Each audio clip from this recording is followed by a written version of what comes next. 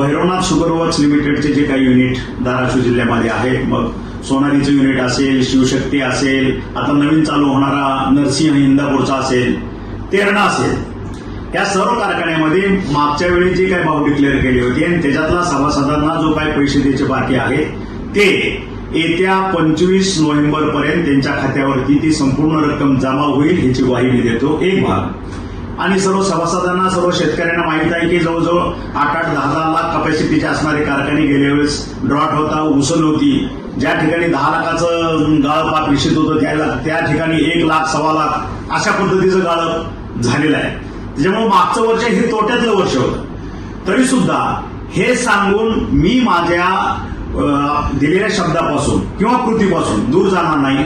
येत्या 25 तारखेपर्यंत Bhairavnath sugar works लिमिटेडचे असणारे जे काही युनिट्स आहेत त्याच्यातील मागचा जो डिफरन्स आहे तो 25 नोव्हेंबर पर्यंत त्यांच्या खात्यावर जमा होईल याची मी ग्वाही देतो. एक भाग. आणि दुसरा भाग, सध्या सीझन मोठा आहे, त्याच्यात महाप्रलयही झालेला आहे, शेतकरी अडचणीत आहे, ह्याची पूर्ण जाणीव मला आहे. आणि म्हणून आज माझ्या बऱ्याच सहकार्यांच्या, माझ्या मित्राच्या, माझ्या शेतकऱ्याच्या उत्सुकता आहे त्यांना की साहेब ह्यावेळेस तुम्ही भाव किती द्याला.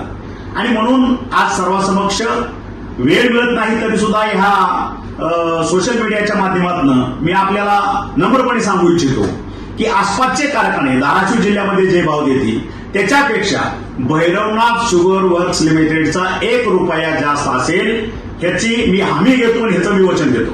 त्याच्यामुळं ही सर्व युनिट शेतकऱ्यांच्या आहेत, शेतकऱ्यांच्या हितासाठी आहेत, त्यांचे संसार जपण्यासाठी आहेत, शेतकऱ्यांना जपण्यासाठी आहेत. म्हणून माझं नम्र आव्हान आहे की हा जे काही युनिट्स आहेत हे सर्व तुमचे आहेत आणि मॅक्झिमम ऊस आपल्या कारखान्याला घालावा आणि जास्तीत जास्त गाळप व्हावं यासाठी सर्वांनी सहकार्य करावं हे नम्र आवाहन करतो आणि इथंच थांबतो. जय हिंद, जय महाराष्ट्र.